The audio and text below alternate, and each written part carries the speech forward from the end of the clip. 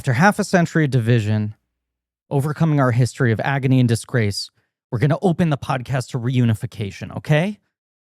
Could we maybe open it later? Yeah, I don't know. There are no good options for this. Wait, what? This is the line? I thought you had a follow-up Yeah, line. where's the podcast? No, I said we're going to open the podcast to reunification. We're going to open the dam to podcasting. I don't know what to tell you. I don't know what you can tell me. Only tagline you could find was in Korean with no translation. No, I found a French tagline. Oh, what's the though. French tagline? It seems like it's like, all right, What is it in French? It's like You want to mispronounce another language? Shut up. One people, two countries, one tear. Okay, great. Are we sure? Like I'm trying to. I want to. Two friends, one podcast, one tear. Whatever. That's it. Yeah, I'm sorry. That's I'm butchering a butcher. That's what JSA tagline. That didn't really help. Maybe a joint security area tagline. This is, I think, going to really pay off. This is good. This is good. Because when you Podcasting. start a podcast, you want there to be momentum. You want Yes. people to be like, huh? Certainty, What? confidence. You're in good hands. Absolutely. Should I do what I've been doing on Ocean's 11? Bam, bam, No, bam. no, Okay, we're not doing that. no. Okay. Tune into the Ocean's 11 episodes if you want to hear me do New York, Yeah, every week. and explain why that's a stupid bit. Yeah. You can hear me do countdowns for when the movie starts. Spoiler alert, I don't start at 3. No. This is Blank Check with Griffin and David. I'm Griffin. I'm David. It's a podcast about filmographies, directors who have massive success early on in their careers and are given a series of blank checks to make whatever crazy passion projects they want. Sometimes those checks clear and sometimes they bounce into the DMZ, baby. Sure. They get stuck in a joint security area. I don't know. They go to the bridge of no return. Sure. This is a miniseries on the films of Park Chan-Wook. It is called I'm a Podcast, But That's Okay. Yes. And today we are covering what we like to deem on in this show a guarantor. Big guarantor. It is the thing that gives someone access to the checkbook. After two kind of ignoble starts to his career, attempted starts to his career, he just fucking knocks it out of the park, makes, no pun intended, what was the most financially successful local South Release. Korean film up until that point in time. Mhm. And he's made himself a proven thing. That is all true. The film is called Joint Security Area. JSA. It stars Hawkman, Dr. Fate, Okay, here he goes.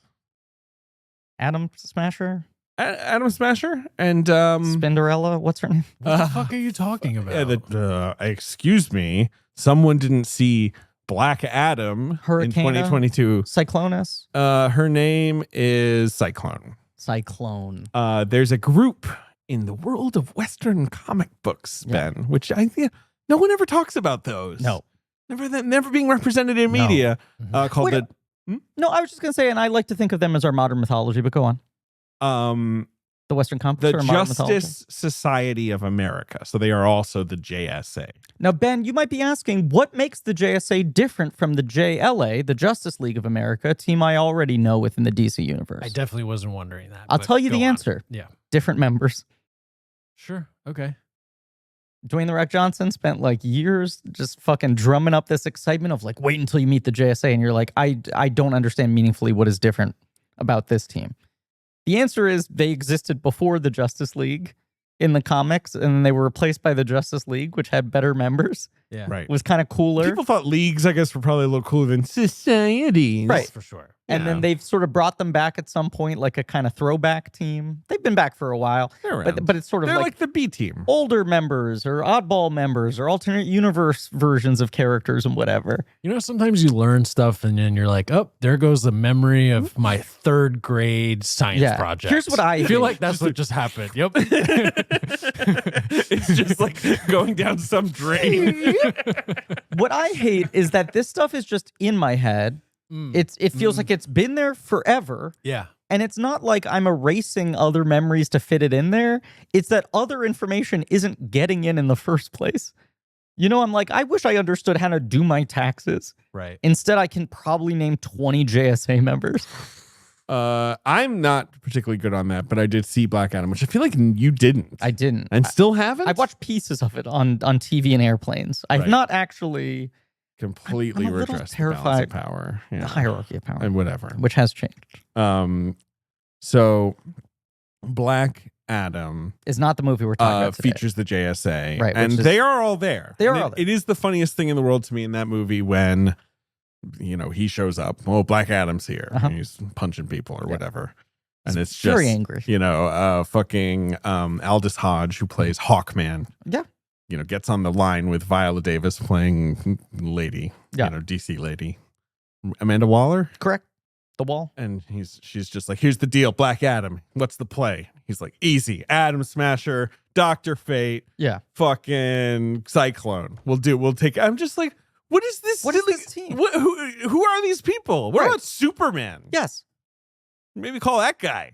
Right. And if you're going to fucking bring the JSA, I swear to God, we're going to talk about the actual movie in question here. But if you're going to bring the JSA into a movie, shouldn't you be like, this is the secret society, the oldest standing superhero team, rather than being like, we're going to throw some new members in. Here are a bunch of guys who basically have never worked together before. That's the plot of the movie. Hawkman They and don't know Dr. each Fate other. have a little bit They're of a just history. like, hey, what's up? No, yeah, him but and it's Dr. Fate kind are of in like, we past go way lives, back. right? Yeah. Yeah. That's JSA. not what this movie is about. Thank the Lord Thank the Lord. that it is not about any of that Yeah. silliness. Yeah, there's already enough drama in this movie. I'd hate to see what happened if Black Adam showed up. So In here the we joint are. We security don't have a area. guest. We We were don't. going to have a guest. We were gonna have a He guest. canceled very late, and Which it does fall busy life we circumstances. were up against it, and so Yes. here we are. And that's the clue. He was a he. He was a he, Oh. and I think he's someone we will have on at some future point. And I think will be a He'll great be on the guest. show. But We won't say who it is, but this is an episode we're recording this fairly out of order. We've basically done almost all of our Park Chan-Wook miniseries at this point, All but apart the last from the two. last two films. Right. We had delayed this episode because of guest consideration. right because let's just say this does not feel like the best episode for just three white guys to talk about solo. Relax. I'm not You stressed relax. out about it, but this is a movie that is so culturally important within that local cinema, right? And is so tied to the recent history of that country that we just have to be very upfront. There's a lot of stuff we probably don't totally understand in this movie. Yeah, don't worry. Can't about speak to super accurately, but we were trying to find a guest for it, and we were unsuccessful. it. Yeah, I mean, whatever happened last minute. Here we are. We're talking JSA. We're talking Park's guarantor Mhm. for his long successful career. Yes. A total turnaround. Yes. From his first two, sort of basically failed efforts to make something that would catch on. Similar to M. Night Shyamalan, a guy who had grand ambitions, two swings at bat, failed to connect, and then went like, fuck it, I'm going to make a hit. And we can talk about that because, yes, I do feel And like worked. it was almost calculated. He Yes. does have a writing credit on this, but I think, there's 4 credited writers. This was a little more of like a project he came aboard. Sure. But let's talk about where he's at Sure. after The Moon is the Sun's Dream and Trio. Yeah. As we talked about in the last episode, my man, became the coolest thing you can be. Stay-at-home dad? Well, that is cool, but no, a movie critic, a famed movie critic. Well, okay. Okay. You like that he's basically just got your lifestyle at this point. I mean, All but a podcast. no, it's very interesting that his film criticism, I think, was like crossover success level big. Yeah. And I do think it was, from what I can understand of Korean film in the 90s, like there's just sort of explosive movie interest in fandom in general Sure. in the 90s because of this like rush of Western films. Uh-huh. And suddenly the Korean film industry is kind of like back on its feet, and there's lots of interesting stuff being produced. There's this just sort of like hyper focused like explosion of interest in movies. Mhm. And he's out there championing like his genre stuff and all that. But He's connecting. He's giving people a prism through which to understand Western films. he wants to make movies. He does. He hasn't really figured it out. No. He gets a couple years after Trio comes out, Mhm. because this movie, Joint Security Area, is coming out only 3 years later Okay. Trio's 97, right? Yeah. Sounds Yeah. right. Yeah. This Okay. is 2000 on the Nugget. 2000. Yeah. He gets the chance to direct a short film called Judgment, Okay. which I have not seen. It's about a real thing, the collapse of a department store in Okay. Seoul that killed 502 people, which is a lot. A lot. Like was a gigantic fucking building that just like, was it a negligently- structural failing? yes, Okay, yeah. gotcha. Like the columns were wrong. I mean, they really messed up this building. And this is why I don't design buildings. I could not live with that pressure. But so he makes this movie called Judgment that is it's like a 26-minute movie. It sounds incredibly depressing about a like the body of a young girl from this disaster in where two different people claim the body. Like a family comes to claim it, but also one of the morgue workers is like, no, this is my daughter who disappeared. Like it's this like weird, kind of frightening dilemma of him. It's the kind of stuff he's going to be playing with in a while, for like the Vengeance trilogy. I feel like. Here's what he says. Yes. He was pretty poor when he's making this movie. He would sort of basically when he's making Judgment, you're saying. Exactly. He says he would sort of hang out with his wealthier friends and milk them just for, I guess, a little bit of money to sort of, get enough together to make this. Had them buy people lunch. I don't know. I'm trying to say, wait, he's just talking about how Clint Eastwood is and Steve McQueen are magnetic movie presence. His quotes can be kind of hard to parse. So JJ included 3 pages in the dossier here just of his lunch orders. I need to pare this down, JJ. Anyway, joint security area that's coming to him fairly soon after this, obviously, because Judgment is 1999. JSA is 2000. How does this come to him? Trio had attracted the attention of a producer named Shim Jae-myung. As always, apologies for however I am mangling any Korean pronunciation. This person had a production company, and she reached out and was like, do you want to direct an adaptation of a novel called DMZ? Okay. Referring, of course, to demilitarized zone between North and South Korea. This is a novel that's been floating around. They've been trying to figure it out. So that's what this is. Obviously, Joint Security Area is based on this novel, but this is like a big budget, commercially minded project. This is not some weird noir you're going to make for $50 where you're trying to challenge the form or whatever. This is a thriller set in a very famous part of this country that is politically charged and loaded with history and meaning, but also it's just like a tense, cool environment to think about, right?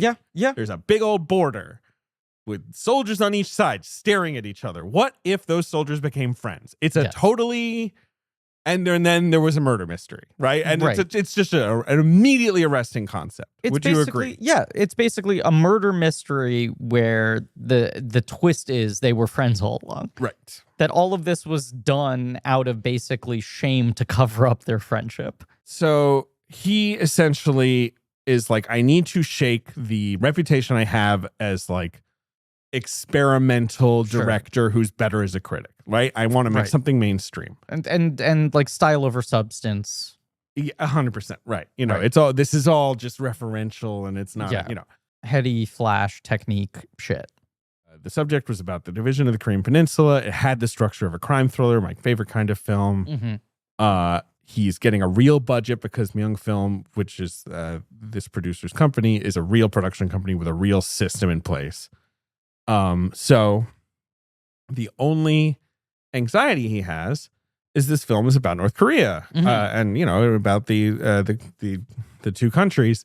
Touchy to it's say sensitive. The least. Yes. There apparently was, the way he puts it, a strong law, a social security law, and there was some fear that the film would basically be against this law in some, like that they would get in legal trouble. Okay. Oh, probably over the depiction of whatever, the Korean military. I'm going off his quote, which is somewhat vague. He just says like, the producer and I thought if we make this film that we might have to go to jail because it's against the security law.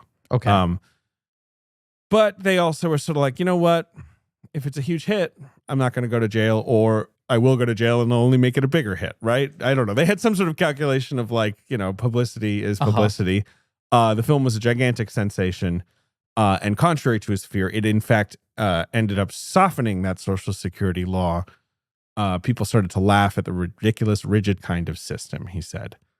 It does look, obviously, lacking the feet on the ground understanding of the cultural climate this movie came out in.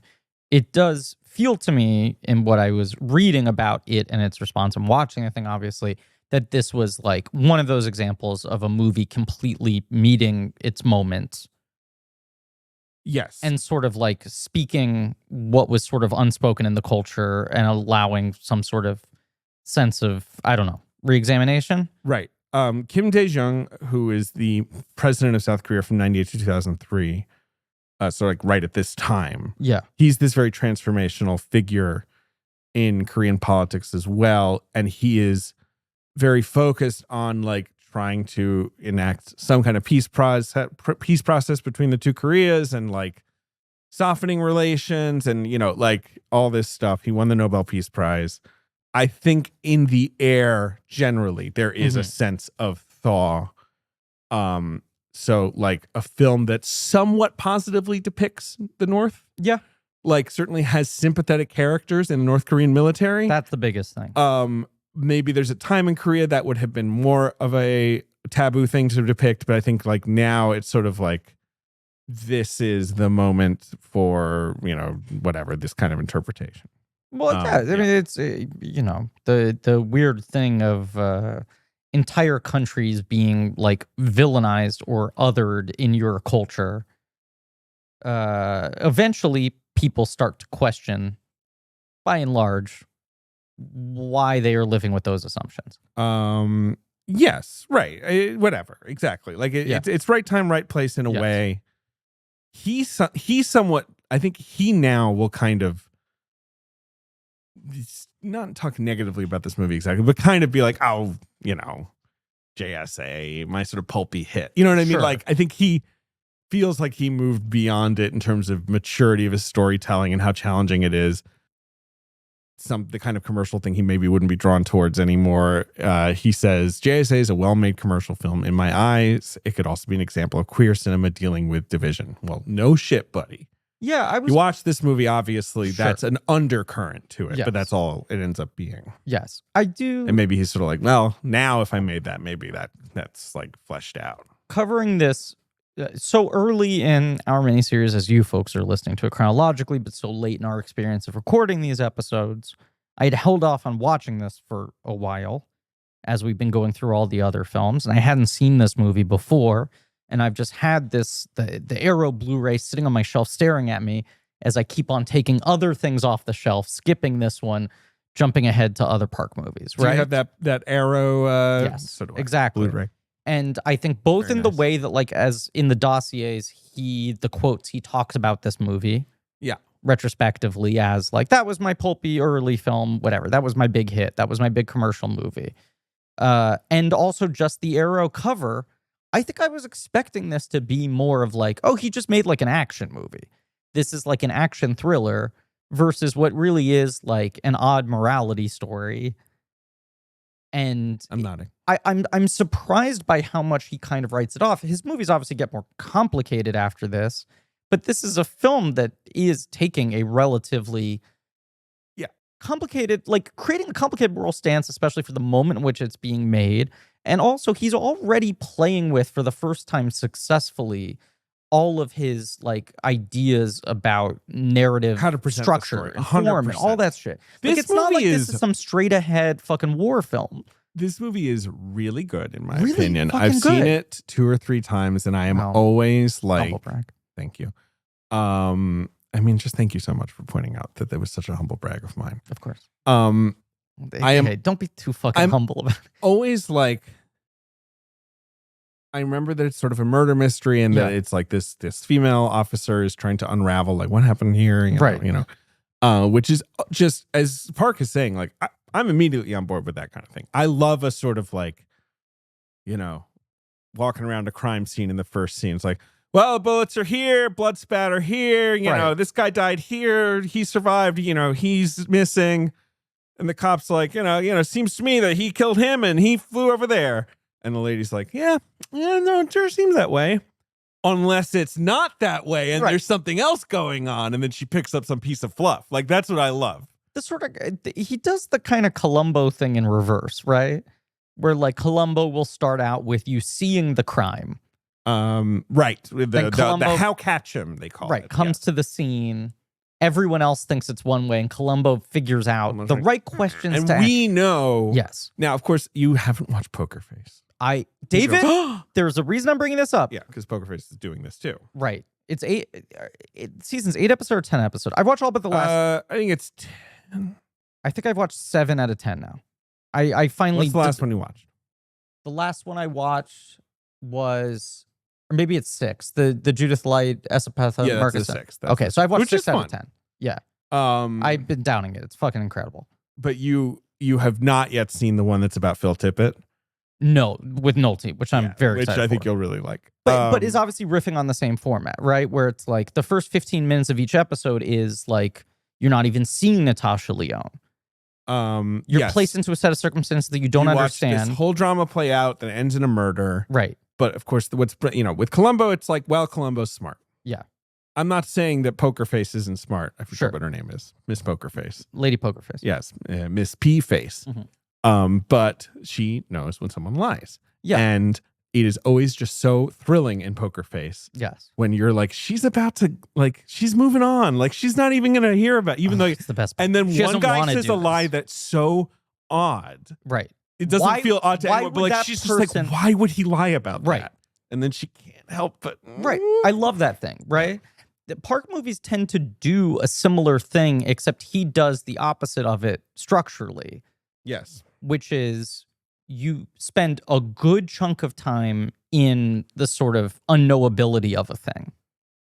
And then rather than make it the big twist at the end, somewhere in the middle, he just kind of stops the movie and starts unpacking everything. And so this has a bit of that. Yes. But it actually does kind of, I've always been a little annoyed that it kind of actually maintains that. And it's more just kind of, after that setup, he's just like, let me just show you what happened.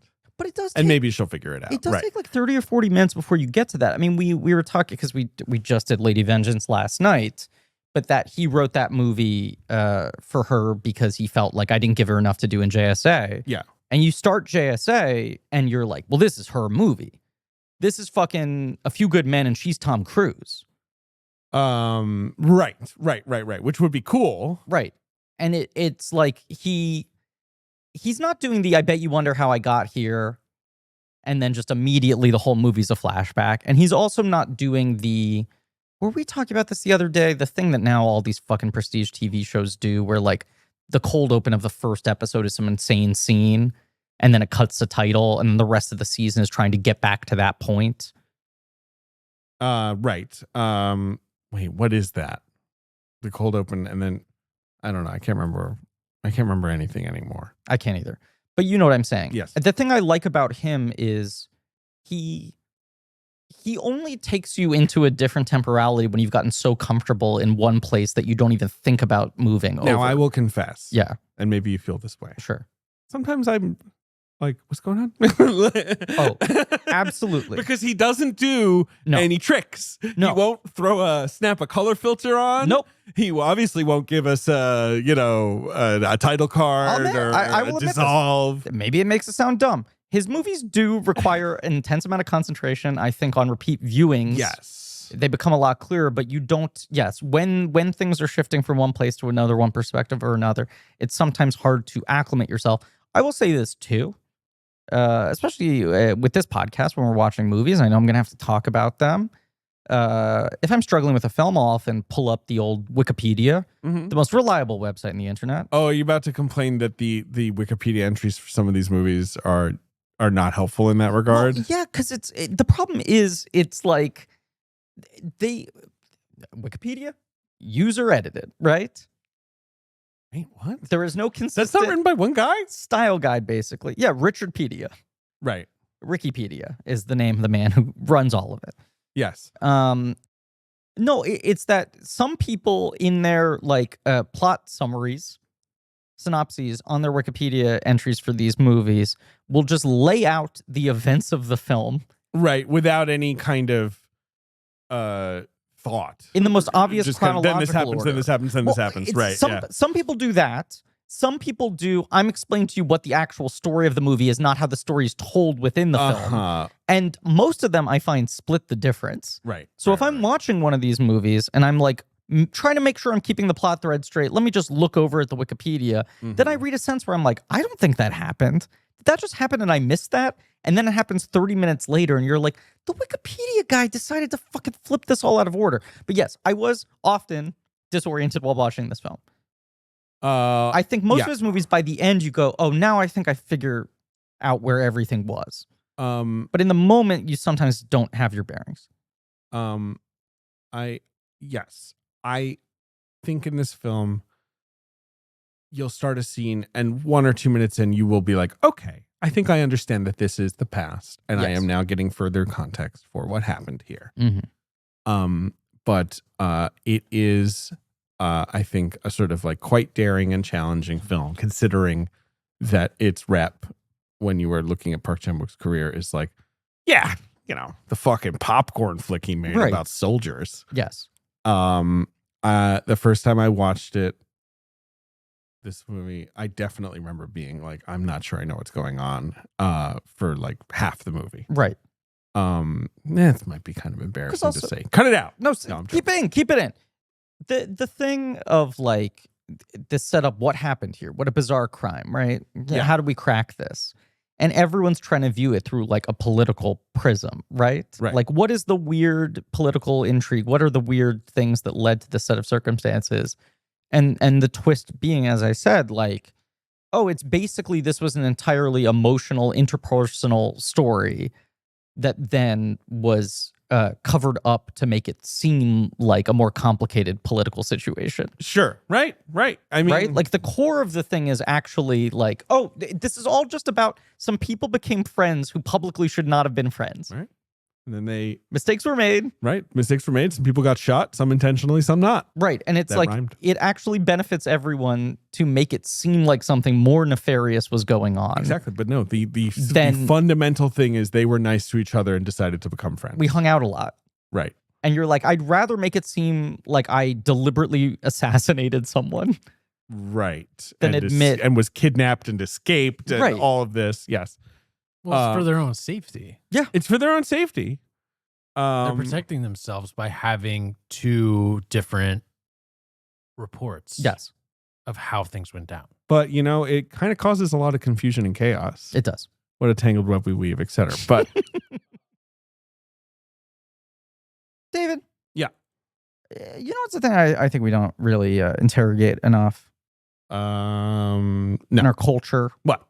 How much our modern hellscape we've built plays against the Santa Claus mythology.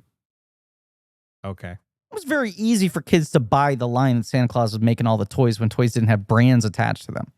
Oh, sure. Back when you just got like a wooden horse or whatever. Right, because you're like, is this Santa Claus IP theft? I see the package says it was made in Vietnam. I thought Santa's up at the North Pole, all this stuff, right? Your kid these days, you probably want to play some goddamn video games. You want a PS5? I'm just letting you go. You think Santa makes the games? Maybe he does. No, he doesn't. You know who makes the games? Who? Companies like Double Fine. Oh, you're right. Wait, and Double Fine's not based at the North Pole? They are not. Once again, our friends at Double Fine are sponsoring the show. Yes, they are. Psych Odyssey. The show that we are pointing you to today is called Double Fine Psych Odyssey. Now, you may have heard of Double Fine. The video game company, founded by Tim Schafer. Psychonauts 2. They've got those, Brutal Legend, tons of other. I feel like I shout out the same games every time because it's the ones I've played. Brutal Legend is the Jack Black one? No. Yeah. Yes. Fucking rules. I was right about that. Really okay. good game. But you know, I've done lots of other games too. Sure. Broken Age, maybe my favorite. Really cool. One of the only video games my wife has ever played to Really? completion. Yep. Wow. Because the point and clicky games are easier for someone who's not like adept with a controller, I feel like. Oh, sure. Anyway, they have a show called Double Fine Psych Odyssey. Now, Grim Fandango. That's the other yes, one. I mean that was Tim Schafer before Double Fine, but yes. Sure. Yes. One of those games. Yeah. It's a odyssey onto itself. It's called a Psych Odyssey. It is an odyssey. It's a making of series. It's on YouTube. You can watch it all right now in 4K for free. I've seen making ofs before. Right. I know from special features. I watched a tight 30-minute making of mini doc that's been vetted by everyone. All the interesting drama has been squeezed out of it. That's not what this is. This is unprecedented access. There's a show that's being submitted for Emmy voting. That's the kind of, sort of in-depth, thought through work that it is. They had all this access, like you say. They're giving the viewer a big glimpse, rare glimpse into a very opaque industry. They captured 5,000 hours of footage over 7 years, talking to all kinds of people working on It's messy. Technically on Psychonauts 2. It's it's about making this game. It's like the Beatles Get Back, but with Psychonauts. It's like the Get Back meets The Office. Yes. Right. It's this detailed look and all the blood, sweat, and tears of real people pouring their hearts into every pixel they create with a lot of unprecedented honesty. Yes. Obviously, you can kick off with episode 1. You can, if you want to. Reflecting back on the whole production of You're it. normie, But you can start with 1. you can also jump in at other points. Yeah, you could be like Park Chan-Wook and sort of mix it up a little bit. Interesting. Which is fascinating in its own right. There's all kinds of things you can jump around. But I want you to know that you can watch the entire series for free with no ads right now in 4K with real captions made by a human. Human captions. Go to doublefine.com/check to start your Psych Odyssey. Joint security error. Okay, so he writes this film with various people. Hawkman, Cyclone, all those guys. Dr. Fate, Adam Smasher. Yeah, I mean, it's just my favorite thing in that movie is that you haven't seen it, but the end. But fucking Hawkman and Dr. Fate, they're going into the battle with this sort of energy of like, we've had a long run together. Have you? And, it's this is tough, but I'm really going to miss you. And I'm like, you're 40 years older than him. Yeah. I've never seen either of you in a movie before. Yeah. Am I supposed to just buy this? Like, these two, Hawkman and Dr. Fate. Well, also, Hawkman's thing in the comics is that he's like constantly reincarnated. Yeah, right? he's like an Egyptian god or whatever. Right. And Jamie Colette Sarah was like, we shot like the whole explanation of they've been friends in past lives. And then we cut it out. There Ben, are you goes unhappy? beach vacation I took. While we were talking. Freshman year of high school. Don't act Oh, like you're you're just talking retaining this. No, you're right. I'm just joking. You won't remember any of this. You're not making room for this. No. We're going to quiz you. Watch this. Ben, can you name the 5 members of the Justice Society of America as the team exists in Black Adam? Sure. Hawkfucker. Good. Okay. Smash guy. Okay.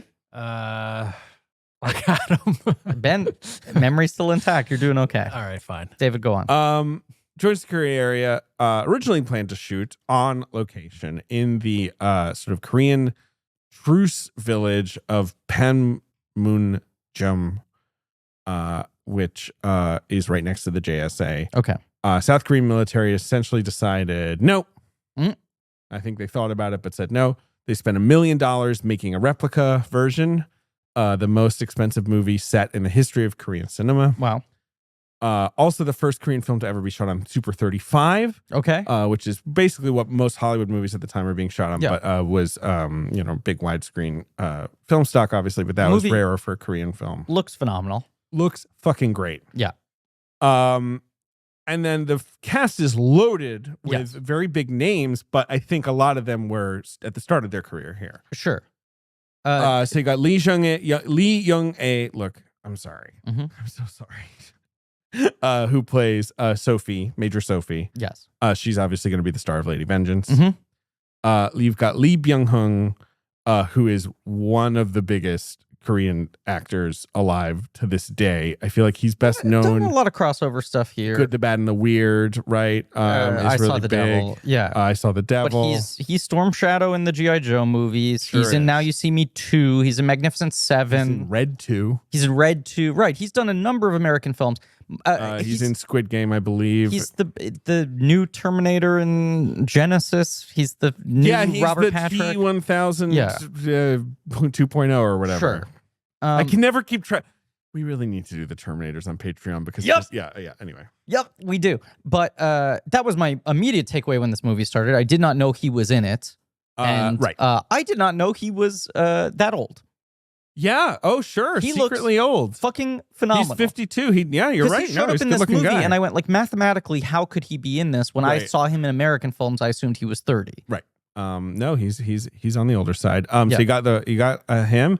You've got Kim Tae-woo, who plays he plays the guy who tries to kill himself by like jumping out the window. Did you mention Song Kang-ho? I'm not at him yet. Well, I'm sorry for disrupting your narrative. Who order. I feel like Kim Tae-woo is best known as a big Hong Sang-soo guy. I know you're not really a Hong Sang-soo guy, but one day you'll watch his 40 movies. Yeah. He's one of the great Korean filmmakers. I've seen a couple. I mean, he directs films where people are just talking at a table for 25 minutes and then suddenly he zooms in on someone's face and you're like, oh my God.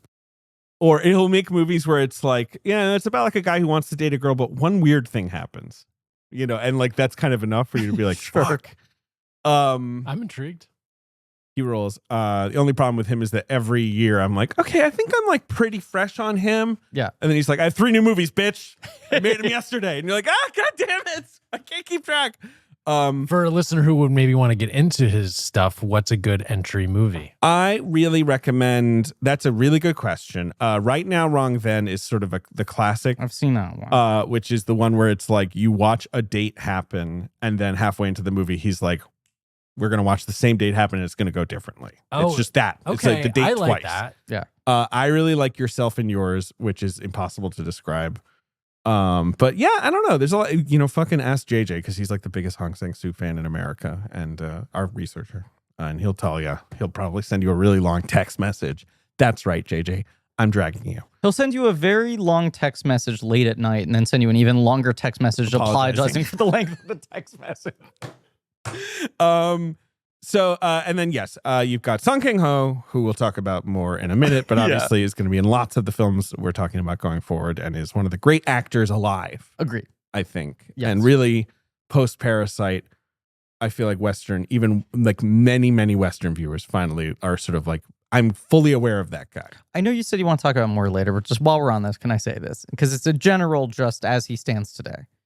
He is, it is incredible how his command of his instrument in terms of how expressive he is and the depths of emotion he can express while barely moving a muscle on his face.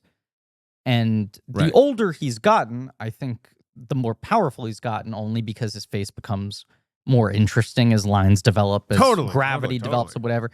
It is fascinating to watch him this young when his face is kind of like perfect, when he's not wearing his experience, and still be able to communicate so much with so little. There's just like incredibly deep reservoir feeling in this guy that he is able to convey with a real economy of actual movement and gesture. He's the best. He's the I best. agree. Incredible pun.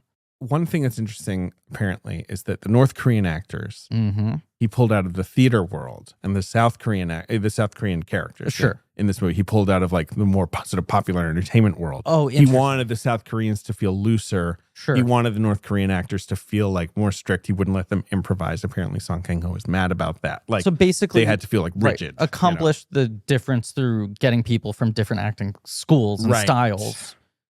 Exactly. That's cool. All right, so let me give you some Song Kang-ho news. Please. News or background, but also maybe do a little Google news search, see what he's got popping. Why not? Song Kang-ho news. Click the news tab.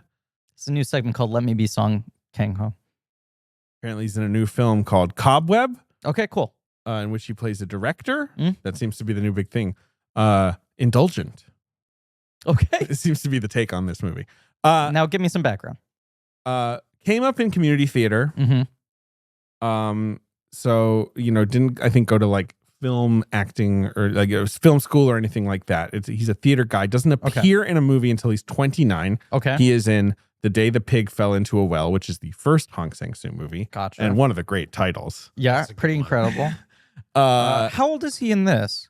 well, if that was 96, so he's probably like 34, 35. Okay. You know. Yeah.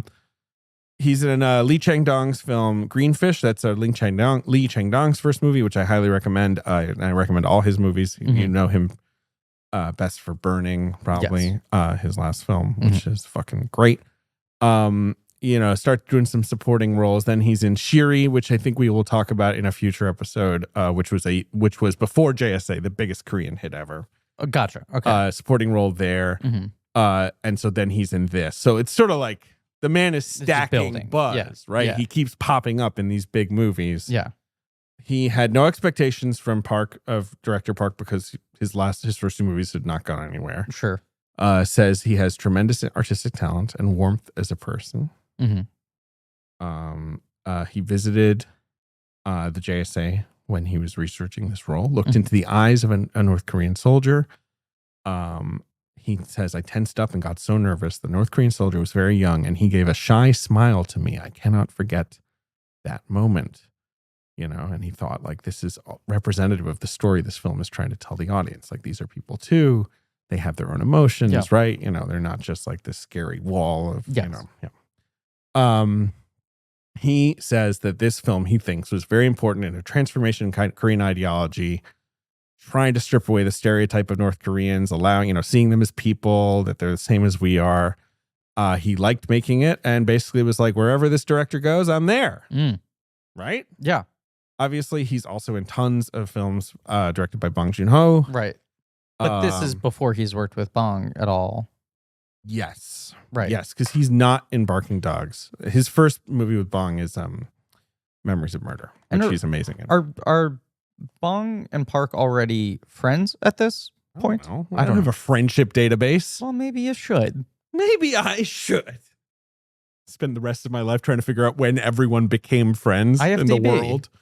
And a friend database. That's a good website. This is a good business idea. So let's talk about the plot of JSA. And it is, as this is going to happen to us I feel like this happens to us on a lot of the episodes. Yes. These movies are tough to recap in a way because of the out of order. It's the narrative. Wikipedia problem. Am I telling our own Wikipedia problem? Like if we were Wikipedia, right? You're like, am I trying to recount the order in which the information is delivered to me, or the story as I now understand it on the other side? Right. So there has been there's been a murder in the joint security area, the North Korean border house. Across the Bridge of No Return at the DMZ, which is the big demarcation line between North and South Korea after the Korean War. 2 North Korean soldiers are dead. One was shot 7 times. Right. So they're like, there's what was going on there. This was not just like an assassination or whatever. Right. A South Korean soldier, Soo-hyuk, was clearly, who was a border soldier, was clearly kidnapped or captive or something, and has escaped and been rescued. This has all happened. Wounded leg. He's hurt. Yeah. This has all happened. And so Major Sophie E. Jean of the Swiss Army has been brought in by the United Nations to basically like untangle this. Like something crazy has happened. Yeah. Can we, diffuse this and figure out what went on with it before there's an escalation? Her Swiss bosses.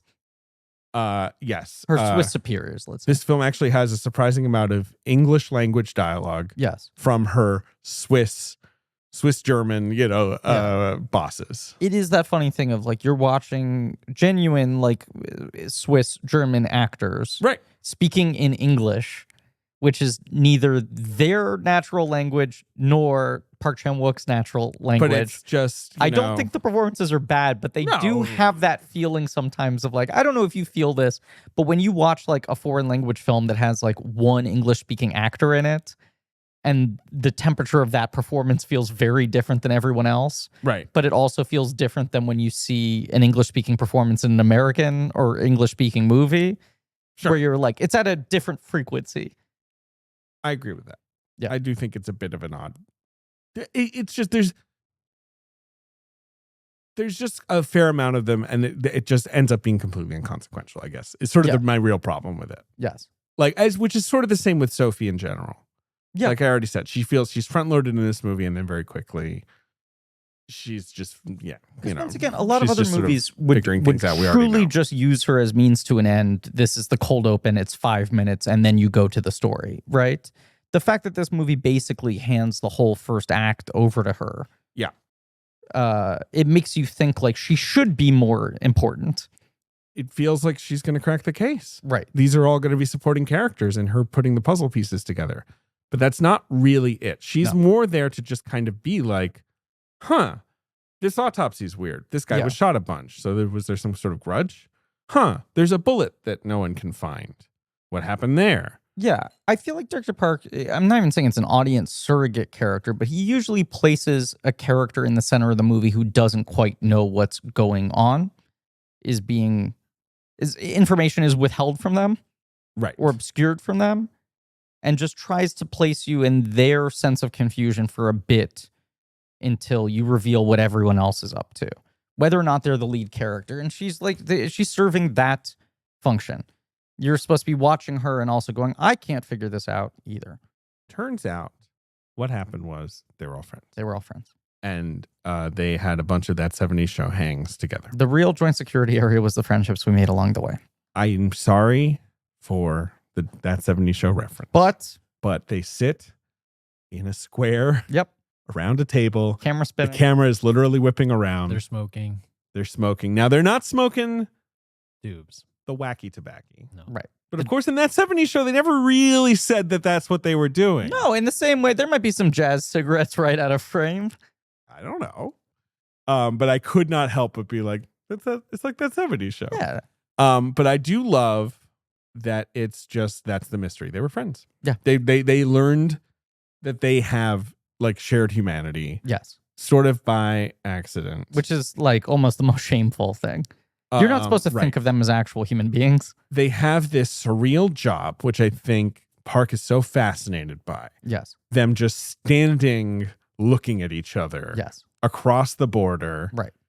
Feet away from each other. And it's like you have these peoples who are ethnically basically the same. They're all Korean. Yes. They're all from this peninsula. Yeah. We fucking drew a line after the Korean War. And now they cannot interact with each other. And your culture is basically telling you the guy who is on the other side of that line are terrifying. Right. Yeah, right. They're like inhuman. They hate you. Blah, blah, blah. All this. Right. And like that's all just like bubbling away. And these guys are the only guys, like it feels like in the whole country, who actually get to look at each other in the face. But of course they can't talk. Right. Really. Yes. And you have like these early things where like the tourists.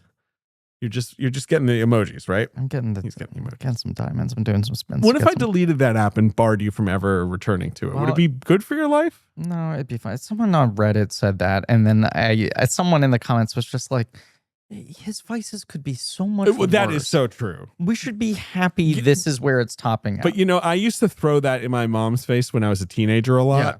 Where she would be like, why are you playing video games all day? And I'd be like, the things I could be doing, and she'd kind of be like. All right, but at the same time, my objection stands. You play too many video games. I'm not proud of it, but at some level, I am sometimes astounded I don't have a crippling drug problem. I'm glad you don't. Please don't develop one. Exactly. So I'm just like, let me just fucking spin the wheel. Also, if you deleted it, it wouldn't do anything because I back up all my data on Facebook. I have a fake Facebook account that I only use to back up Disney Emoji Blitz on 2 different devices. It's all in the cloud. You can't fucking take me down. I won't. I'm sorry. I would never dare. But I just like I like all the aesthetics of the border itself that he's that he keeps thinking They're about. So right on top of each other. Yeah. Only there though. By the way, I just want just briefly while we're on in other places throughout the border, there's so much more separation. Yes, I think that's the only place where like a prisoner exchange would happen or whatever. That's like the bottleneck, right? I think this actually has recently changed. I think there is some like the JSA now is kind of almost like a museum, like or whatever. But anyway, go on. Can I just quickly say to get us off subject because you brought it up? I know I told you this, David. Is this going to be about that? Disney Emoji Blitz? Absolutely. We're talking about. It's okay. Just mark it and edit it out. All right. Yeah. And actually, AJ, keep it in, triple it. I have a fake Facebook account that I only use to back up Disney Emoji Blitz on 2 different devices. I have a fake Facebook account that I only use to back up Disney Emoji Blitz on 2 different devices. I have a fake Facebook account that I only use to back up Disney Emoji Blitz on 2 different devices. But I've been playing this game for years. I get cast in Disney's Disenchanted. I get so excited at the notion that I'm going to fucking be in this game, right? It's like, oh, I'm like a cute animal character. Every time they have a new movie come out, be it in theaters or Disney Plus, they do a special event for the tie-in to the new Disney movie. They add the new emojis you can play as whatever. Disenchanted comes and goes. No inclusion in the app. You know what they just announced they're adding?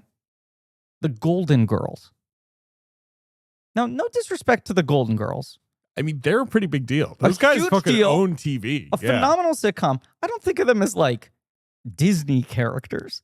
Well, they're in the wheelhouse now. Yeah. Were they on ABC? Yeah. Pip isn't. Thank you for being a friend. Right? That's them.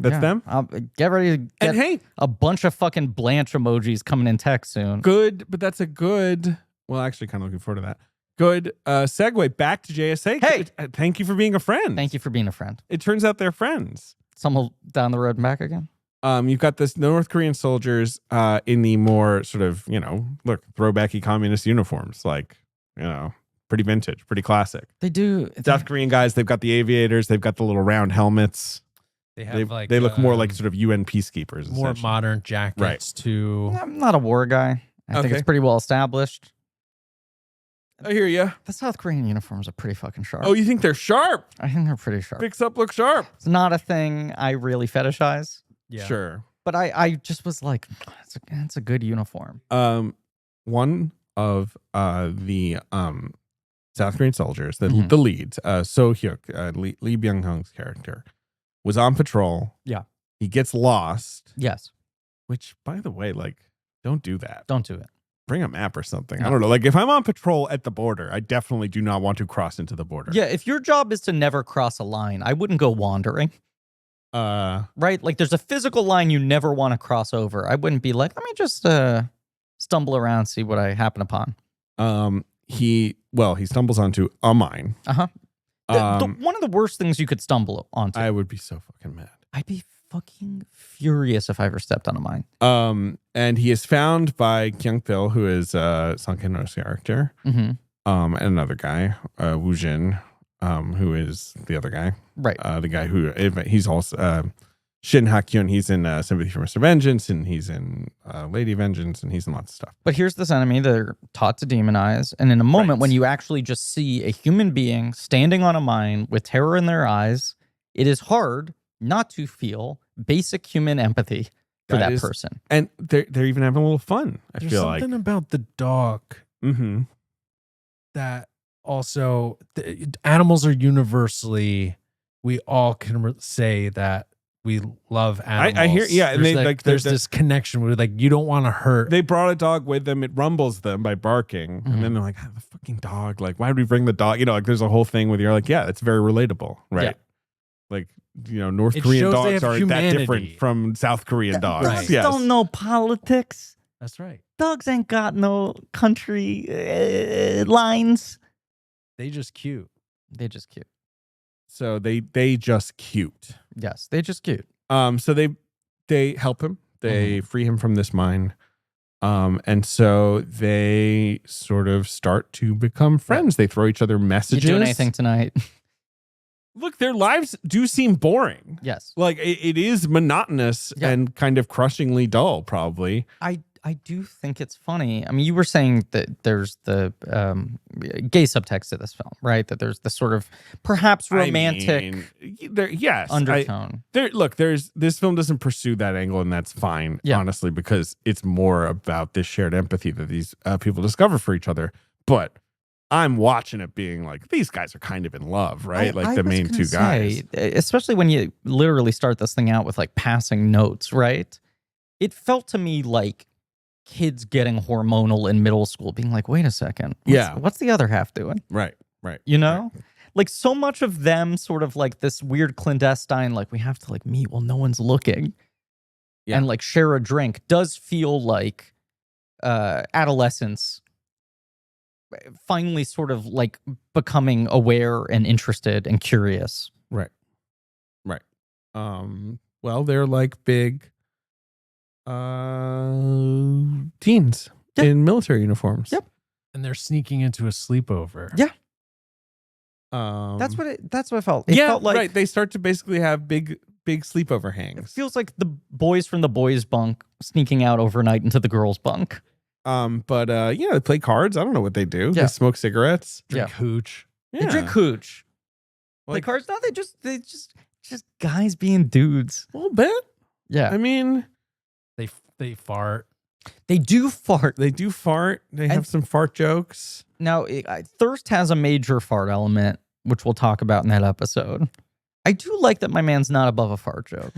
He's not, but And only a the fart unifying joke. power of the fart. Right. Yeah. Fart as characterization. I would be annoyed. He's not using a fart as a punchline. He's using its Honestly. reveal layers. I would be kind of like, okay, guys, we're really doing this? That's what I would be like. It seems like an incredibly bad fart, too. Yeah. They react to the fart almost with a more extreme panic than the landmine. Now, Because it's too late. It's gone off. The fart's gone off. right. There's no way to disarm it. there is basically nothing else to describe about all of this until things go wrong. Right. You're not coming back into this until like 30, 40 minutes in, and then you're really living in it. You're mostly watching in it this. Yes. very yes. gradually develop. It is a thing I love about his films that, we talk, he does an odd order, an odd chronology, Mhm. right? He drops you into scenes without complete understanding, awareness of where you are, when you are at first. A thing I think he is very good at in all of his films that I think is almost like an under-discussed aspect of narrative filmmaking is like the actual nature of time, right? Sure. That movies play out in real time. And unlike TV, where you might binge all the episodes, you might watch them once a week spread out, whatever, right? Or a book, which you pick up, put down at your own convenience. Movies are meant, in theory, to be watched from beginning to end when you start them, in whatever way you're watching them. And there are things that sink in more deeply if real time has passed in your life since an element was established, if that makes sense. Yeah. You know, like the fact that you actually have to watch them be friends for 40 minutes. You could do this all in a montage. You could just be like, and then peace was brokered. And it's like 5 minutes of just watching over months or weeks or days or whatever, their friendship growing. But I actually think because of where this film starts, because we start from trying to unravel the mystery, because it's surprisingly the puzzle solves itself to be like, oh, it was actually just about friendship. The thing he needs to do is have you live in their friendship for an actual period of time in your life. Right. To really sit in this. Because then you start to lose track of, oh, right, something bad has to happen, right? I know where this started. And it's fraught. Right. It's like they can't be friends If in he- joint security area. Right, which if he makes the friendship 10 minutes of actual screen time, you're never going to lose track of the bad fallout that's going to happen. And then that will just sort of be like, well, yeah, obviously that was Obviously, I going knew. to get rumbled. Because what Right. happens is they eventually get rumbled. And it's Yeah. like, there's no explanation. You can't be like, you don't get it. These guys are a good hang. Right. Because that's basically all it is. Well, also just like the combat intensifies. There's that moment where they're standing at the fence and they're watching all the explosions going off. Yeah. And they're sort of like standing there with tears in their eyes and they're like, I think we maybe shouldn't go over there and hang out with them anymore. Right. And there's just this feeling of like, we've been living in this nice little bubble of like cognitive But dissonance. we're pushing our luck or whatever. Right. And the stakes of what's going on around us are just getting amped up. The longer we let this go on, the worse it's going to get. Especially because their service, they're close to both being done. Yeah. At least the soldiers on the South Korean side. Right. We've had our fun, but don't we want to like get out of here clean when this is over with and just move on with our lives? Because There's no future to this there's friendship. Yeah, there's not really No. upside to the friendship apart from that it's nice that they have, found some common Friendship is good. humanity and all Yeah. that. But right. They are more just kind of passing the time. Yeah. Like they're bored, they're here. It's nice that they can be pals. Yes. It's There's breaking something up the transgressive and exciting about it, which is also where I feel like Absolutely. you start to just automatically think like queer readings of this relationship. But at the end of the day, they just start farting in each other's faces and drinking radiator wine or whatever. Right? Like, it's not like that crazy. Yeah. There's, but there's also the excitement of showing someone, exposing them to a new kind of music. Sure. Yes. Hey, check out this snack cake. You never had it before. The snack cake. That's my favorite thing, where like the most tense they get in the glory days of the friendship is the combative argument about who has better desserts. Yeah. Which culture has It's better a treats. It's a good thing to debate. It's a great thing to debate. Who do you think has the best desserts? Unfortunately, I gotta say the French. Yeah. The French. The patisserie. I did experience a cronut for the first time recently. Oh, you finally got you were near around my to it. office. You were Yeah. at Dominique Ansel? Yep. What flavor Your was it? Office? What the fuck are you talking The Atlantic's office is in Soho. It's near Dominique Ansel. I just want to point out that you just referred to Dominique Ansel as your office. No, not I said you were near office. my office. Dominique Ansel. It was they're two separate Then thoughts. it's my mistake. It's your mistake, I and heard you you're go- embarrassing. I heard you say, my office. The French. Did I ever tell the Michael Shannon story on Mike? Yes. Did I? I believe so. Did I? I'm pretty sure. Do you want to It retell it? happened at Dominique Ansel. Do you want to retell it? Saw Michael Shannon there. And I don't think I told this story. Did I I, think tell you this did. story? I don't Okay. think you have. I've heard it before. I don't think You've I've heard heard it. it. He's heard it. Then tell it. Tell it. Look, I'm in line at Dominique Ansel. I like to go and get their white chocolate macadamia nut cookie, which I think is good.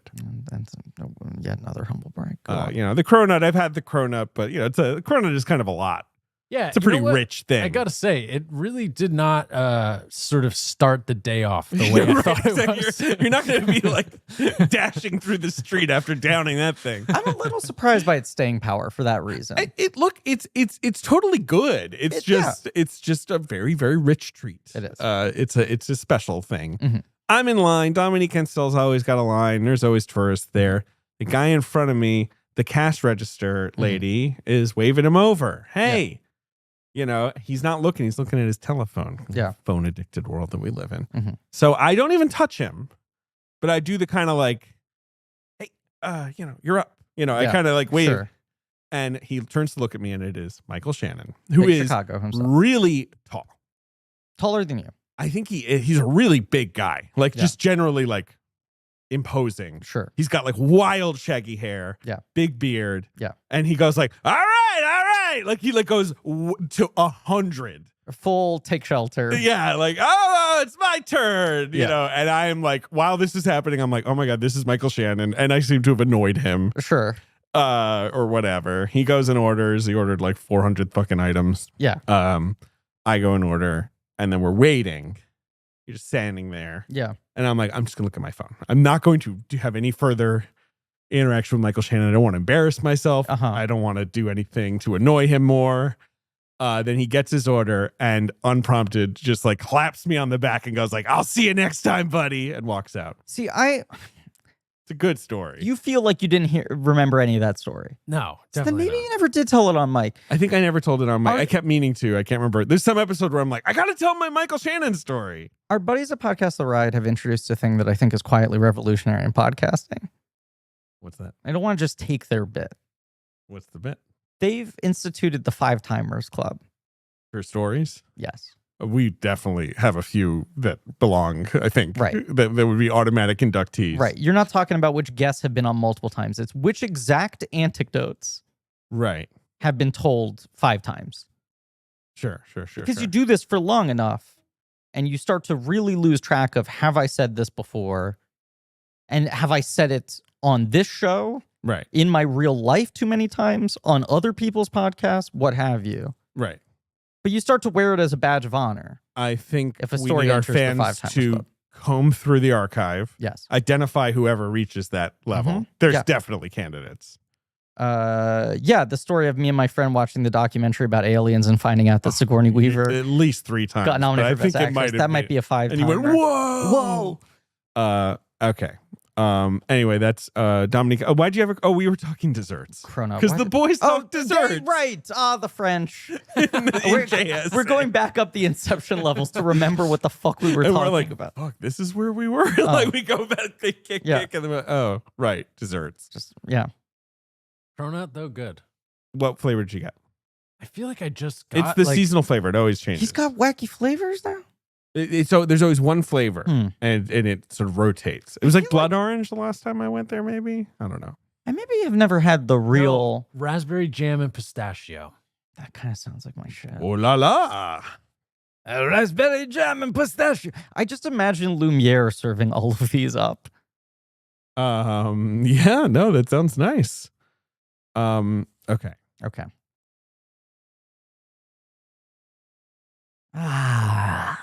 David. What's going on? You sound refreshed. David, it's just that summer is the best. Summer's the very best. There's something fun going on pretty much every weekend, David. You're the king of the beach. I do love the beach. You love these beach day trips, but they're barbecues and pool parties, family vacations, camping trips, the big summer blockbusters.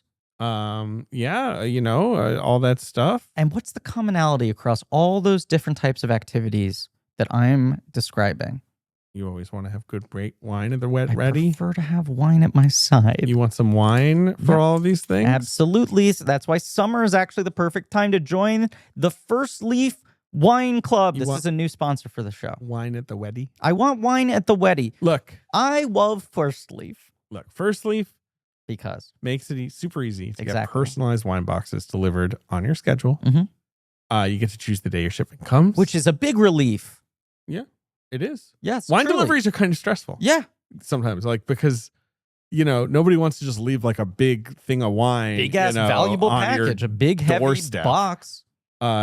So when you get started with First Leaf, answer some quick questions, likes and dislikes.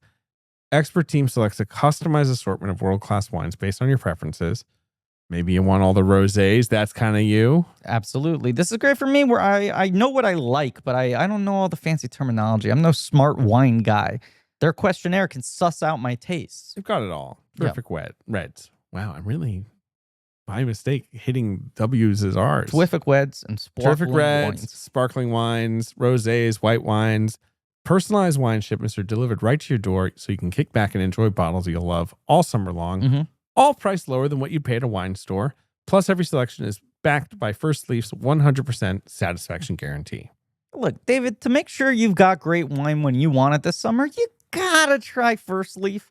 So just head over to tryfirstleaf.com/check to sign up, and you'll get your first 6 hand-curated bottles for just $44.95. That's a good deal. Pretty good deal. That's less than $8 a bottle. Go to tryfirstleaf.com/check.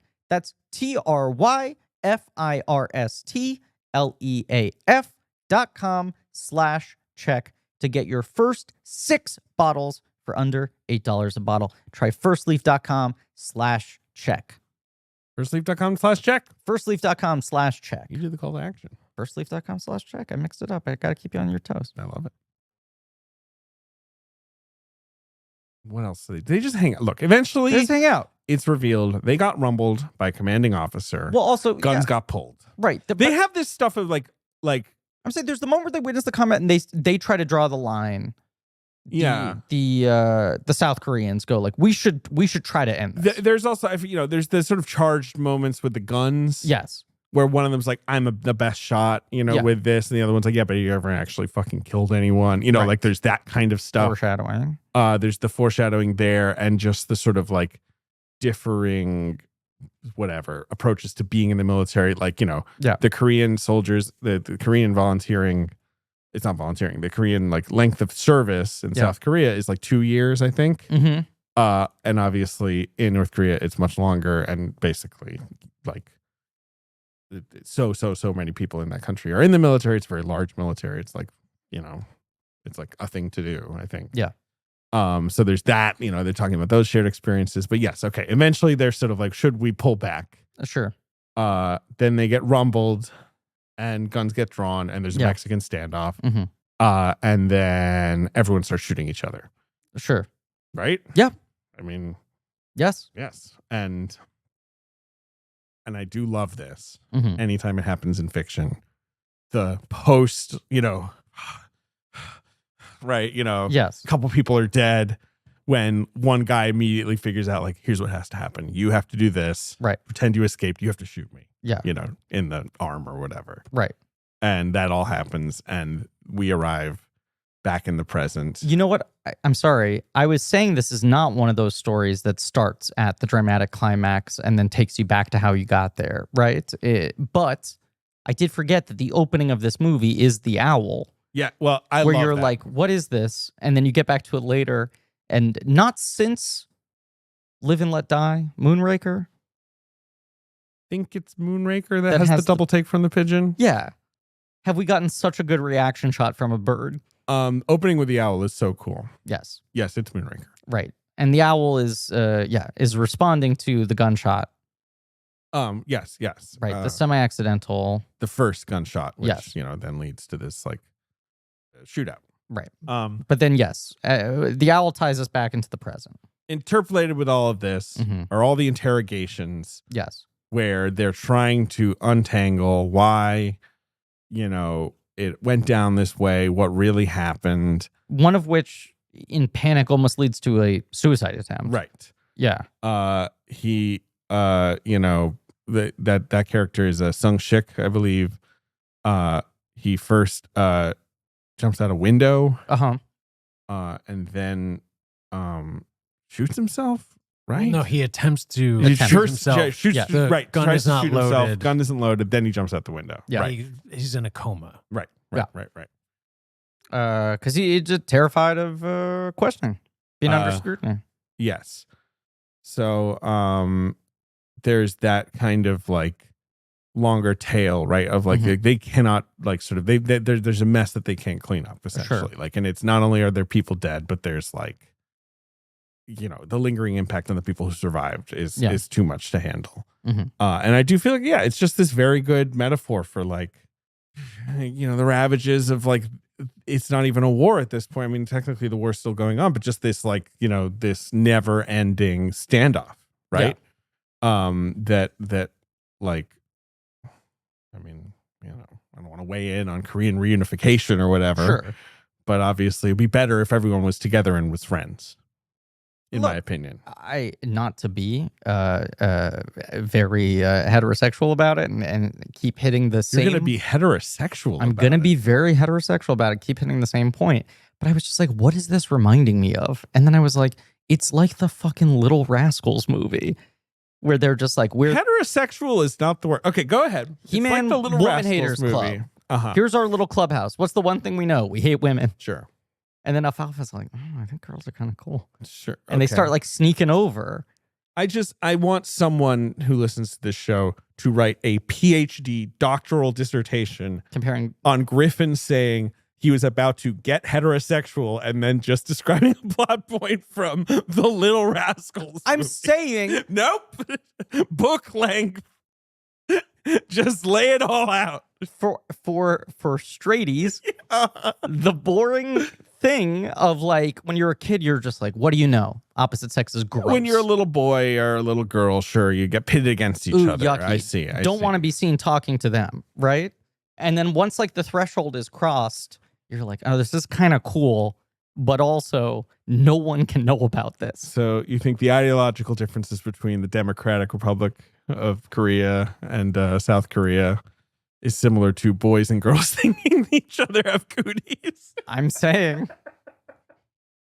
North Korea's from Mars, South Korea's from Venus.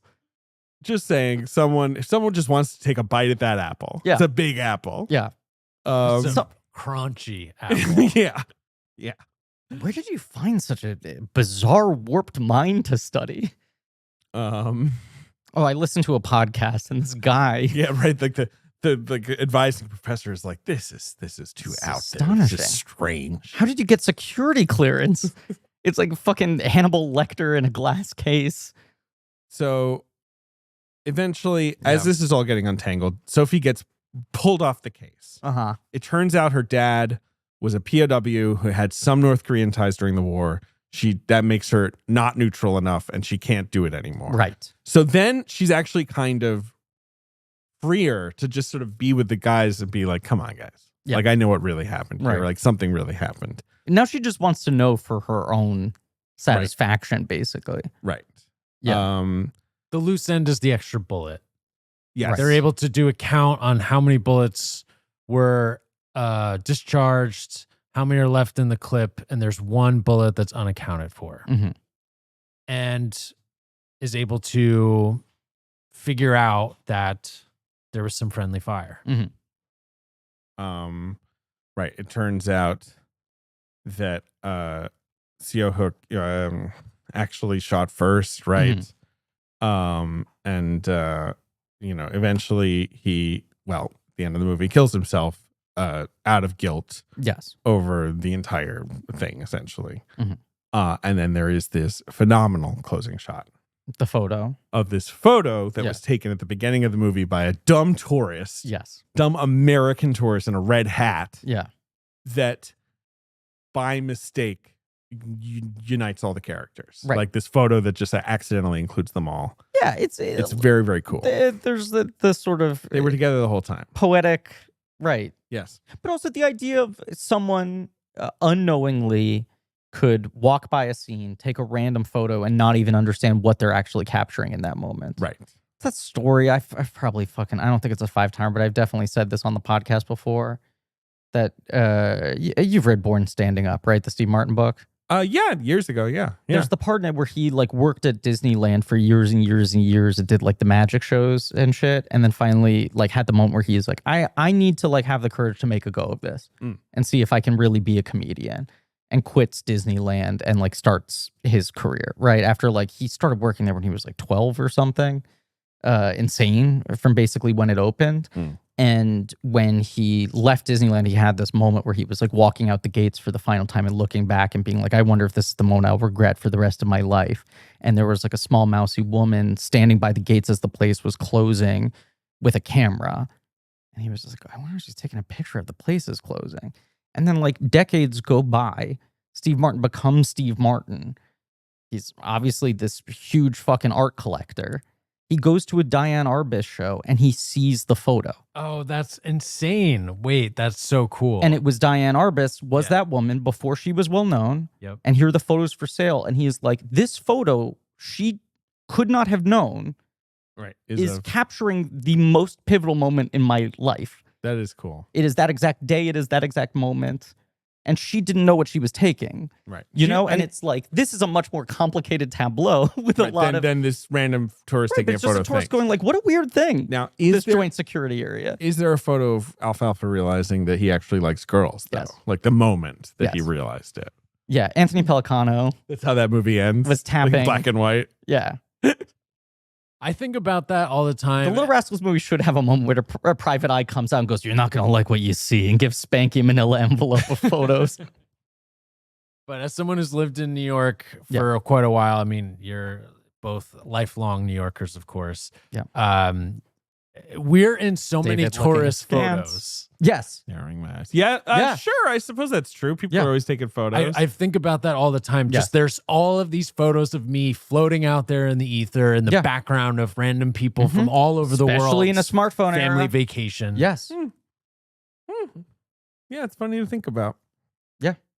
But yeah, no, it's a beautiful ending. And it's look, it's a very universal concept, but it's a thing I have not really seen people put in the movies. The opening of Past Lives does a similar thing, I think, so well. Yes. Where you're just like people watching. You're like, which we do all the time. Right. And you have the idle thoughts.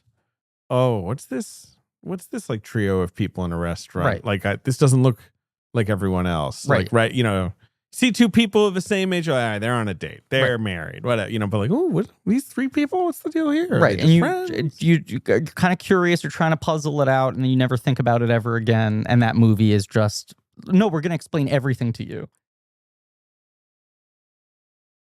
David. Yep. Can I overshare for a second? Of course. I got bad feet. Ben has had this problem too. Sure. Oh, my feet stink. Ben and I both, well, you're not saying they smell bad. You're saying they're poor in quality. Right, yeah. They're not smelly feet. No. You and I both, I feel like, are constantly going to the doctors trying to get things removed on our feet. What's up with your feet? All sorts of bad stuff that shouldn't be there. Okay. But here's the point. Earlier today, I had to go to a podiatrist. Sure. He's taking all sorts of things, buzzing and scraping and Right. electrocuting and all this stuff. You go, Griffin, how could you even walk after having a procedure like that this morning? Sure. The answer? Put a pair of Bombas over it. Well, I'm telling you, I'm going to see this podiatrist every 2 weeks. My feet are raw as heck, but the Bombas are keeping me upright. I didn't know you were doing that. But Yeah. Bombas makes clothing designed for warm weather. Mhm. They got those soft, breezy layers you can move in with ease. But they also make clothing that's designed for hot podiatrist summer. Well, Griffin's look, summer of getting his feet futzed with. they're nice, cushiony socks. Mm-hmm. So they wick sweat, but they also, they make it easier to walk. Yeah. And there's something else I want to, tell you about Bombas. What? Well, socks, underwear, and t-shirts are the number 1, 2, and 3 most requested items in homeless shelters. Okay. And so for every comfy item you purchase, Bombas donates another comfy item to someone in need. That's incredible. It's very thoughtful. It's all seamless, tagless, very soft, Mm-hmm. thoughtfully designed. It's going to keep you at your best all season long. And they got those no-show socks with breathable yarns that have a barely there feel and silicone grips, Mm-hmm. like contoured design, so you don't slip and slide around. How perfect. Look at my, do you see what my socks are, David? My Bombas The socks? yellow Well, do they look like anyone you know? Pikachu? Nope. A little red dot like Pikachu. Yeah. I don't Maybe if know. I put it that way. What is it? It's a bird from Sesame Street. I guess, sure. I just don't see his face. Well, that's his nose, and that's his hair, and that's the collar of his shirt. You're totally They're very right. subtle. They're minimalist. That's so I cool. can wear them without feeling like a child until I tell someone on mic I am wearing Sesame Street socks. I wonder if we're at the point in the episode where he does the alfalfa thing. Probably. We'll know. We'll know later. More material for your psych study. So far, Bombas has donated over 100 million items, and each purchase adds to that impact. So go to bombas.com/check and use code check for 20% off your first purchase. That's bombas.com/check and use code check at checkout. Bombas.com/check, code check. Hot podiatrist summer. We don't have a box office for this. Now, in the future Yes. episodes, sometimes we're this playing a is an box interesting office question. game for Yeah. the Korean box office We because someone didn't- eventually translated that for We us. didn't have access to the Korean box office for some of the for episodes. the first chunk of episodes. And recently a listener very graciously took the time to do this for us. But he couldn't get JSA. So we were doing a lot of equivalent American box office weekends, but when the film didn't really have an American release, just looking at the American weekend of when it came Yeah, out in Korea. South Korea. Which I guess we have to do here because I don't Yeah. have anything else for you. But But you're This- right, there might be a chance to fill in those other games somewhere else. Shiri had come out the year before, as I Okay. said, in 1999. Okay. Widely regarded as the first true Korean blockbuster. Okay. Broke ticket sales for Korean film.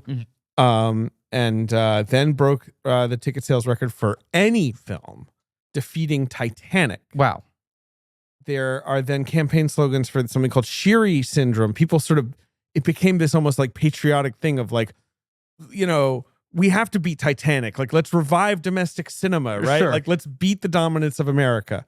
JSA comes out in early September of 2000. Okay, so this movie sort of became the right vehicle for that energy on top Everything of is being a already movie. there. Sure. Like people Yeah. are already, and this film bests Shiri's total. It's the highest grossing movie in Korean film history. At the time makes $29 million. The next year, there's a movie called Friend that makes $40 million. So Okay. this keeps getting topped. Yeah. But the success is obviously crucial. Mm-hmm. There have been many American attempts, as with a lot of these movies, to remake this, which has never happened.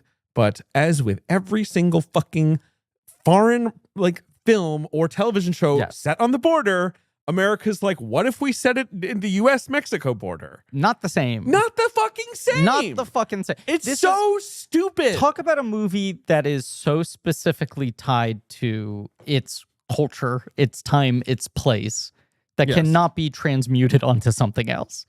And the thing I'm mostly thinking of, obviously, is the FX show The Bridge, which took this show that was set between Denmark and Sweden Uh-huh. and was like, it's set during the, between America and Mexico now. And obviously, there's border there's art to be made about the border. It's not like it's uninteresting, Sure. but it's like not easy to transpose. Look, David Franzoni, the guy who wrote Gladiator and Amistad, wanted to direct a JSA remake in America. In 2019, after 14 years of near silence, announced it with Ana de Armas and Demian Bashir. Weird. And was going to be about like a U.S. Marine and a female Spanish infantry lawyer sent by The Hague to investigate a shootout between U.S. Marines and Mexican Special Forces. Like, obviously, this has never happened. Yeah. Doesn't make any sense. When was that announcement? 2019. Wow. Okay. In 2014, however, this film was adapted into a Korean stage musical. Wow. Which got kind of bad reviews. Okay. The film did get some good reviews in America when it was finally released in like 2005. But yeah, its impact in Korea is much more crucial to consider, I think. Tarantino was an early booster of this movie. was. Obviously, he's a big Park booster in general. But he has put it on, I don't know, there's some He's list. got this list. I have the list in front of me. I want to read it quickly because I do find it interesting how many of these movies we've actually covered. But he loves the distinction of like my favorite movies since I started making movies. The moment I'm not just watching as a fan, I'm watching as a fellow filmmaker. And these are basically like the 20 movies since Reservoir Dogs that he was jealous of. Right. Okay? Battle Royale. Right. Which he goes on about all the time. Right. That's like his number one. Woody Allen's Anything Else, weirdly. He's always been a huge... He fucking loves and also thinks it's quietly a time travel movie, I think. I mean, I'd love to hear the... Yeah. Takashi Mike's Audition. Yeah. Soy Hark's The Blade. Yeah, great movie. Boogie Nights, Dazed and Confused, Dogville, Fight Club, Friday. Hell yeah. The Host. It's a great list. Right. And then here we're getting to some blank check shit. The Insider. Great movie. JSA. Hell yeah. Lost in Translation. They'd be lost. The Matrix, though he hates the sequels. He's wrong. He's very wrong. Yes. Memories of a Murder. Memories Or of Murder. Yeah. Yes. Police Story 3. Is that the one with Michelle Yeoh? Yeah, that's like super front cop. and center. Yeah. Shaun of the Dead. Speed. Yep. Goes too fast. Team America World Police. Yep. Unbreakable. America, fuck yeah. Unbreakable. Amazing. Yes. Mr. Glass. They call him So that. we've covered several of those and have maybe one more that will be discussed soon. But the other one he always says is that Sunshine would be on that list if not for the last half an hour, which he is wrong about. Yeah. Well, let's do the box office for September 8th, 2000. We've actually done it before. It's the Way of the Guns box office. Fuck. Number one at As the box you said, office. though, there's no way you remember that one. No. That episode is really The box office game, the website, the other day did a top 5 2 days after we had recorded it, and I still got a bunch of it wrong. Yeah, it's hard to remember this stuff. Yes. Number one at the box office, opening to only $9 million. It's a new film. It is coasting off the success of 2000, a 1999 hit, and boosting its star, who's actually not really the star. He's more of a supporting character in the film. It's the villain, actually. The Witcher, the Watcher. Watcher. That's what I meant. That's what it is. The James Keanu. Spader and Keanu Reeves in The Watcher. It's that weird poster where he's third billed, but they make his name wide. Correct. James Spader, Marissa Tomei, Keanu Reeves. The Watcher, which in my memory is not very good. No, and had like 3 very low number 1 weekends. Yes. Because there was just so little competition. Yeah, 2. 2. Okay. It was number 1 for 2 weeks, though. It was number 1 the next week at $5 million. I just That is remember it fucking being insane. comically low number 1. Number 2 at the box office is a dark comedy from, at the time, quite a hot name in the dark comedy film world, a playwright. He still is working, but his career has gone in an interesting direction. Is it Nurse Betty? Yes. Could Neil only be LaBute's Nurse you Betty. were really Could only be Neil LaBute Yeah. or David Mamet. Yep. And obviously, David Mamet at this point was a huge deal. Yeah, Neil both of them LaBute's still kind of have gone in early-ish. weird directions. Did you see that it was circulating down on Twitter the other day, the supercut of Val Kilmer's commentary for David Mamet's Spartan, where it's just him shit talking Mamet? Of course, I watch every fucking second of it. Incredible. Incredible. One of the greatest bitches of all time, Val Kilmer. I say that Right. with admiration. Yeah, and he just goes, "It's such a weird man with those fucking He's glasses." Are so you kidding mean me? about his personal appearance. It's true. Number 3 at the box office is a hit teen comedy. She's All That? No, that's 99. Hit teen comedy 2000. It's Not 10 Things I Hate About You. That's 99 as well. What distributor? It's from Universal. It's Universal. It's a hit. It lingers. It lingers like the Cranberries. It lingers. Tell me about the star situation on this picture. The big teen star has had a long career, was nominated for her first Oscar a couple years ago. Is it a Kiki? Yep. Is it Bring It On? Bring it up. Great film. Yes. Number 4 at the box office is a serial killer horror thriller from a definite blank check director. And we'll do this one day. We will do this movie someday. We'll probably do this director one day. It's like Okay. an easy 4. It's 5, I think. It's an easy 5. But they're definitely a blank checker. This was his first film. This was his first But like film. an underrated, like some people are obsessed with this guy, and a lot of people sort of forget he exists. Interesting. We've talked about all these movies. Why has on he the made box office Why game. has he made so few films? I don't know. Ask him. He works in Famous commercials and music video director. Okay. It's Tarsum's The Cell. Tarsum sings The Cell. Which rocks, in my opinion. Yep. Totally. It's kind of like a Smooth Brain movie, but it totally rocks and it looks amazing. Isn't that the one that where famously like Ebert gave it a great review and everyone else trashed it, and he was just like, was I watching a different movie than everyone else? And then he found out he was. Oh, really? They like screened him the director's cut. That has definitely happened, but I can't remember if it's The Cell. My memory is it was that one, but I might be conflating. I don't think it's else. The Cell. I think it's something else because I know what Okay. you're talking about, but I can't remember. Someone tweeted us. Okay. Number 5, space comedy. A space comedy. It's not Pluto Nash. No. It is the year 2000. It's August, September. Yeah, from a huge auteur. It came out probably like early August. Huge auteur space comedy. Sorry, I'm playing with a toy car on my desk. It's making noise. I got a little Christine. Different Carpenter's Christine. Huge space comedy. Auteur director. Give me the distributor. Oh, Warner Brothers. It's a Warner Brothers picture. And he is one of Warner Brothers' most stable. Oh, it's Space Cowboys. Space Cowboys. I should just space comedy. Think as literally as possible. Pretty much is what it is. Yeah. They're in space and it's a comedy. Those Space Cowboys. Big hit. People said old people couldn't go to space. They did. They proved them wrong. Yeah. And only one of them died. Yes.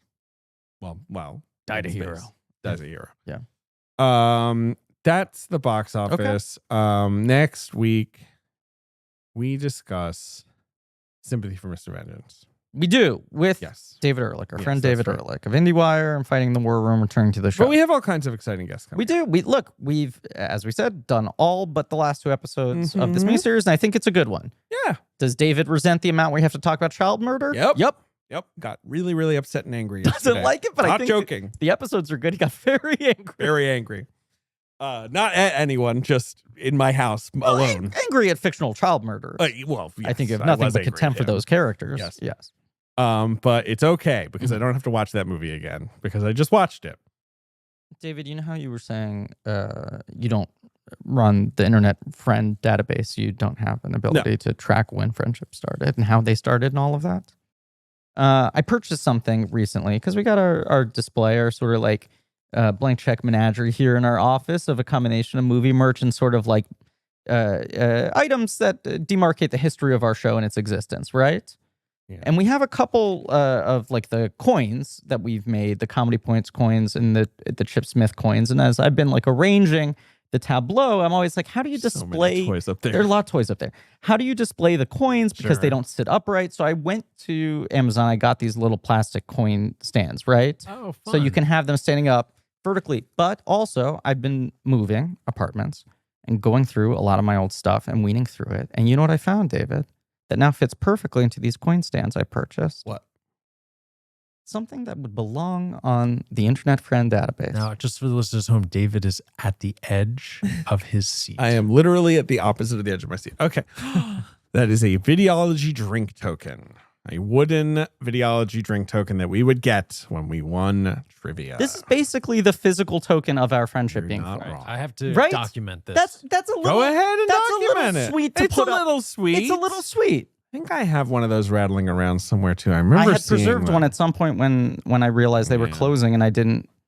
You'd get I had your my wooden chip, stockpile. Yeah, get a couple bucks for a tip, yeah. get a drink. But that's now it's going to go prominently on display next to the beta joke envelope. Oh yeah, Ben's Porches 40 Piacon, Lego Piacon, carefully assembled by Marie Fucking- Barty. King Ralph VHS. Yeah. And are you going to Wilson set up volleyball. the Lego set that we were sent? That's a big project. I feel like we're waiting for like the right surface for it. Yeah, that could be an episode. This is a Oh my God! Wait, you're right. maybe That would be fun. it's a Would real. it? This is a real I humble don't brag. know. I mean, like yes, Yes. maybe. It needs no, a visual maybe. element It in would, it, or yeah. something Yeah. else. It can't just us being going like, "Hey, I need like kind of a long yellow guy." You know, I was like gonna say what it is though. Our Chris Mackay, director of the Lego Batman movie, is that how you say his name? I believe. I think I'm not getting that wrong. Sure, I believe you. It's spelled McKay. I believe it's Right. pronounced Mackay. And if Cool. I'm wrong, Oh, I'm sorry, fine. Chris. If he's wrong. Doesn't matter. We did the Lego Batman movie on Patreon. Yeah. And then, much to our surprise, a month or two later, he sent us an incredibly nice note and the two biggest Lego sets. They are big. We have the Batcave, I and then we stashed them have somewhere. the Joker's version of Wayne Manor. But we haven't built them yet because we need proper space to place them. Yeah.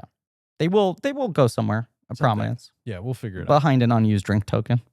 All right, take us out, Griff. Thank you all for listening. It's going to be a fun mini-series. We can say this because we've recorded most of them. Mhm. And we got great guests coming up, Yeah. some first-timers, some returning favorites, some overdue. There's smiles. There's laughs. They're tears. They're David saying, We're not really wrapping it up right now. David pounding his fist on the desk and saying, don't make me watch child murder again. Thank you all for listening. Please remember to rate, review, and subscribe. Thank you to Marie Barty for our social media, helping to produce the show and also building Lego Piacon and placing him on top of the mantle. There he is. Thank you to JJ Birch for our research, AJ McKeon, Alex Barron for our editing, Leigh Montgomery and the Great American Novel for our theme song, Pat Reynolds, and Joe Bowen for our artwork. You can go to blankcheckpod.com for links to some real nerdy shit, including our Patreon Blank Check special features where we do commentaries on film series. We are crossing the oceans now. And Little Drummer Girl's coming up there. Should we Right. say what we're doing July 11th? Is this a good place to say it? No. Because we've recorded the other episodes that will come out after this where we would reveal it already. True. Fine, go ahead and I'm going to say it. We're doing something really nerdy on Patreon that I think people will like for July 11th. Right. We're doing an episode called Spreadmaster's Delight, in which David, who infamously has a spreadsheet Right. that includes what he would nominate in every single Oscar category for every year. We have we're going to randomly generate a year in a category, and David will reveal who his nominees would be in that category, and I will offer on the spot me trying to come up with who my picks would have been instead. Right. Right. I hope you dirty fucking nerd pigs like it. Spreadmaster's Delight. Some real nerdy shit. Tune in next week. Perchance there may be a spread of the edible sort. Ben asked us if we had nut allergies I don't. and also what our bread preference is. So who knows what kind of bit he has planned there. Impossible to predict. Who knows? Tune in next week for Sympathy for Mr. Vengeance. And as always, get ready for a loud child murder. No. We do. It's happening. It's a lot. David! Knock my lamp down. Dang.